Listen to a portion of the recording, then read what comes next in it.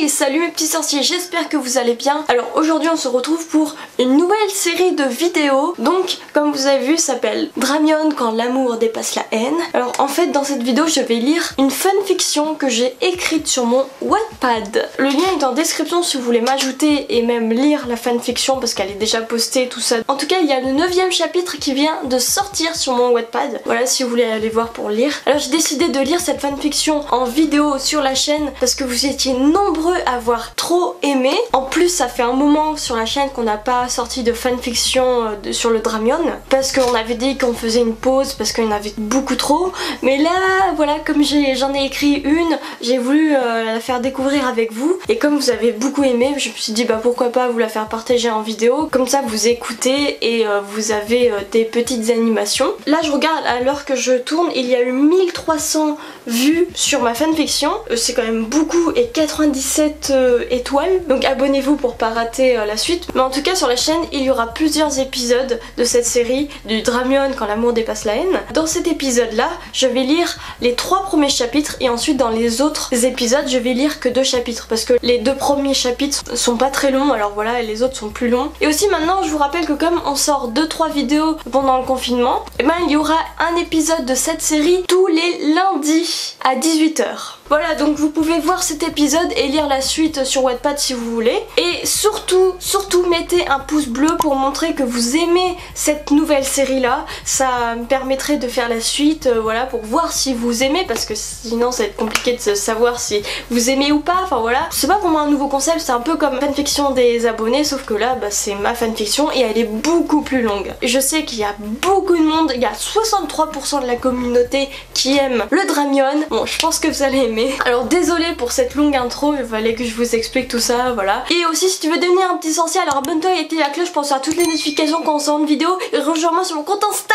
Surtout si tu veux pas rater la suite de cette série, active la cloche pour ne rien rater. Voilà, et donc moi je vous dis bonne vidéo.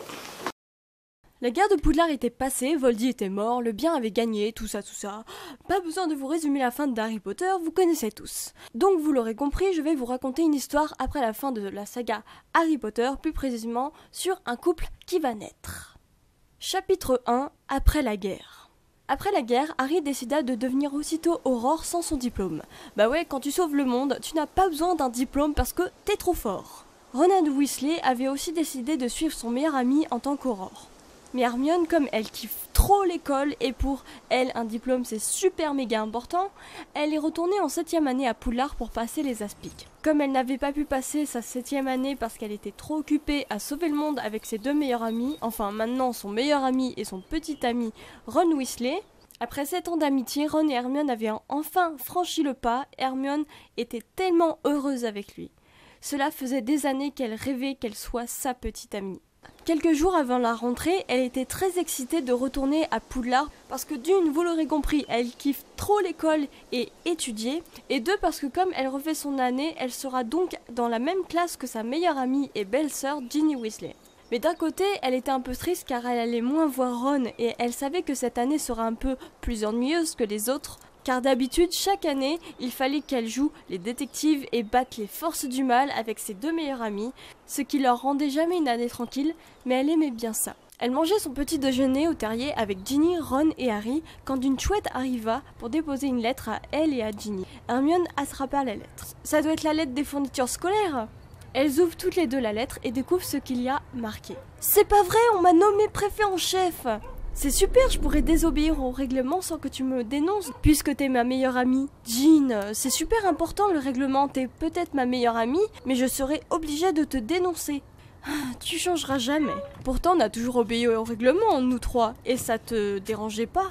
C'est pas pareil, nous c'était pour la bonne cause, Harry. En tout cas, j'espère que l'autre préfet en chef sera bien, parce qu'il faut que vous partagiez vos appartements. Donc s'il y a un moindre problème, tu m'envoies un hibou, ma chérie. Ne t'en fais pas, mon amour, tu sais bien que je peux très bien me défendre. Bon, je vais préparer mes affaires. Chapitre 2, la rentrée. Jour de la rentrée sur la voie 9/3. Harry, Ron, Ginny et Hermione étaient devant le train. Harry et Ginny s'embrassaient pour se dire au revoir, mais Ron était devenu rouge, car il ne s'était toujours pas habitué que son meilleur ami embrasse sa sœur devant lui. Ron, tu devrais t'y habituer, et puis y a rien de mal là-dedans, ils sont heureux ensemble. Mais pas devant tout le monde, ça se fait pas. Et si je t'embrassais là maintenant, qu'est-ce que tu dirais ? dit-elle en s'approchant de plus en plus de lui. Disons que ça me plairait beaucoup.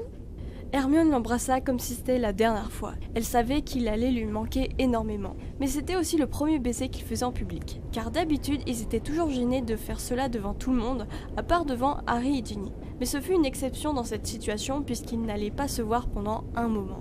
Ah, enfin les tourtereaux se lâchent devant tout le monde! Oh, tais-toi, Jean. Bon, il est temps d'y aller. Hermione et Ginny montent dans le train et rejoignent leur amie Luna dans un wagon. Salut les filles! Hermione, tu es préfet en chef! Félicitations! Merci beaucoup, j'ai toujours voulu qu'on me nomme préfet en chef et faire régner l'ordre. Alors par contre, ne te transforme pas non plus en ombrage parce que sinon, je romps notre amitié. Oh mais pas un Merlin, non, elle c'était vraiment une vieille gargoule malfaisante. Ne t'en fais pas, j'ai mes limites. J'espère, en tout cas cette année on n'est que toutes les trois et nos mecs ne sont pas là. Donc on peut parler de ce qu'on veut sans qu'ils nous fassent chier. Les filles discutèrent alors de tout et de rien pendant le long du voyage. Chapitre 3, les ennuis commencent. Ils arrivèrent au château, le banquet était exceptionnel comme d'habitude. Ensuite, comme cette année Hermione est préfet en chef, elle accompagne les élèves de première année dans la salle commune de Gryffondor. Puis elle alla dans son nouveau dortoir pour les préfets en chef pour installer toutes ses affaires. Elle rentra en donnant le mot de passe et découvrit un espace très spacieux. C'était le salon. Il y avait de très beaux canapés, une grande table et une belle cheminée avec une bibliothèque. La déco était un peu comme celle de Gryffondor. Elle remarqua qu'il y avait une belle salle de bain et 2 chambres collées l'une à côté de l'autre et voit que les 2 chambres ne sont pas encore prises. Donc conclut que l'autre préfet en chef n'était pas encore arrivé. Elle trouva la chambre de droite plus belle, donc elle déposa ses affaires dans celle-ci, les rangea et ferma la porte pour se changer. Pas longtemps après, elle entendit quelqu'un arriver dans le salon, qui était sans doute le 2e préfet en chef. Elle ouvrit la porte et découvrit Drago Malfoy dans le salon. Elle était abasourdie. « Qu'est-ce que tu fous là, Granger? C'est pour les préfets en chef ici. »« Je suis préfet en chef, je te signale. » Malfoy prit un choc comme s'il avait reçu un cognard en pleine tête. « Quoi? Ça veut dire qu'on devra cohabiter ensemble ?» Malheureusement, oui. Hermione était énervée et aussi inquiète qu'elle soit tombée sur lui comme préfet en chef, car elle détestait Malfoy et savait qu'il allait l'insulter à la moindre occasion, comme chaque année, mais là, elle devra le supporter H24, donc cette année n'allait pas être une année de tout repos. Il est hors de question que je partage mes appartements avec une sang de bourbe de ton genre. Alors que ça soit bien clair, tu ne m'appelles pas comme ça, on n'est plus dans ta période raciste envers les nés moldus, juste parce que tu es un sang pur, donc supérieur à moi. Eh ben je t'emmerde. On est tous pareils quel que soit notre sang. Voldemort est mort, il n'y a plus de mange-mort, donc si je t'entends encore prononcer ces mots, je te jure Malfoy, tu vas le regretter toute ta misérable vie. Hermione ne se laissait plus se marcher sur les pieds depuis la guerre. Avec ce qu'elle avait vécu, cela l'avait endurcie. C'était la première fois qu'elle avait parlé sur ce ton à Malfoy, car elle voulait mettre les points sur les i pour pas que Malfoy se croie plus supérieur à elle et pour ne pas qu'il l'insulte à tout bout de champ, ainsi qu'il lui fasse passer une année horrible. Drago était très étonné qu'Hermione lui parle sur ce ton.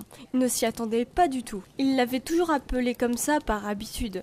Il savait ce qu'elle avait accompli pendant la guerre, donc il ne fallait vraiment pas la chercher. Il admira aussi son audace et son courage qu'elle lui prit à lui parler comme cela. Il remarqua donc qu'Hermione avait bien changé depuis la guerre. Elle n'était plus cette petite Miss je sais tout, elle avait beaucoup pris en maturité. Ok, calme-toi, j'ai compris, je t'appelle plus comme ça. Hermione fut très étonnée de sa réponse. Elle aurait pensé qu'il allait s'énerver et lui répliquer une autre insulte. Très bien, alors maintenant on doit aller dans le bureau de McGonagall pour qu'elle nous briefe. Alors par contre, prends pas trop la confiance à me donner des ordres, Granger. Ah, tu sais rigoler, Malfoy. Il y a plein de trucs que tu ne sais pas sur moi. Hermione remarqua que la guerre l'avait aussi bien changé. C'est vrai que pendant qu'ils étaient capturés dans le manoir des Malfoy, ils n'avaient pas dit aux Mange-Morts qu'ils avaient capturé Harry et pendant la bataille de Poudlard, ils les avaient aidés. C'est avec tous ces éléments qu'elle constata que Malfoy n'était pas vraiment un gars méchant. On lui a juste appris à se comporter ainsi et de détester les nés moldus, car il a grandi dans une famille corrompue de sang pur. Ce qui lui a fallu de se bâtir cette carapace. Mais qui était-il réellement dessous? Ils partirent dans le bureau de McGonagall qui était dans le bureau du professeur Dumbledore et ensuite de Rogue puisqu'elle avait repris le poste de directrice après la guerre. Ils rentrent dans la pièce. Bonjour les enfants, j'espère que vous avez passé de très bonnes vacances. Oui, très bonnes, professeur. Bien, alors, vous avez été choisi préfet en chef car vous correspondez très bien au profil. Donc il faut que vous donniez le bon exemple aux autres élèves. Il faudra aussi que vous fassiez ensemble des rondes tous les soirs et que vous vous entendiez. Je sais que cela peut être compliqué entre vous deux, un Serpentard et une Gryffondor, mais vous devez faire l'effort. Hermione et Malfoy se regardèrent d'un mauvais œil, car ils savaient que cela va être compliqué. Il faudra que vous organisiez pour mettre un planning des rondes, donc je compte sur vous. Vous pouvez regagner vos appartements. Ils repartirent et quand ils arrivèrent. Bon, je fais le planning. Elle va s'asseoir à la table pour écrire. Et pourquoi tu le ferais toute seule? On doit le faire ensemble. De une, parce qu'on s'entendra pas sur le planning, et de deux, car je suis plus organisée que toi. C'est pas faux, et puis je m'en fous, comme ça me fait moins de travail. Super, et en plus on m'a mis avec un feignant. Allez, salut, je vais me coucher. Hermione termina le planning et alla se coucher. Et la suite dans le prochain épisode, lundi prochain à 18 h. Que va-t-il se passer? Est-ce que cette cohabitation va générer des sentiments amoureux? Donc vous le saurez dans le prochain épisode. Et voilà, c'est la fin de cette vidéo. Je pense qu'elle est un peu longue, mais c'est une fanfiction qui est longue, alors c'est pour ça qu'il faut mieux faire en plusieurs parties. Donc le chapitre 4 et 5 va sortir sur la chaîne lundi prochain à 18 h. Alors soyez au rendez-vous, et aussi bien sûr abonne-toi et active la cloche pour recevoir toutes les notifications. Rejoins-moi sur mon compte Insta, il y a plein de trucs super cool dessus. Et là il y a 2 vidéos qui s'affichent qui vous proposent de cliquer sur d'autres vidéos qu'on a fait sur la chaîne. Voilà, et puis moi je vous dis tchuss. Eh, salut toi, c'est Voldy qui te parle. Si tu veux pas que je te jette un Kedavra dans ta face de rat, abonne-toi et active la petite cloche pour recevoir toutes les notifications sans de bourbe. Allez, bye bye.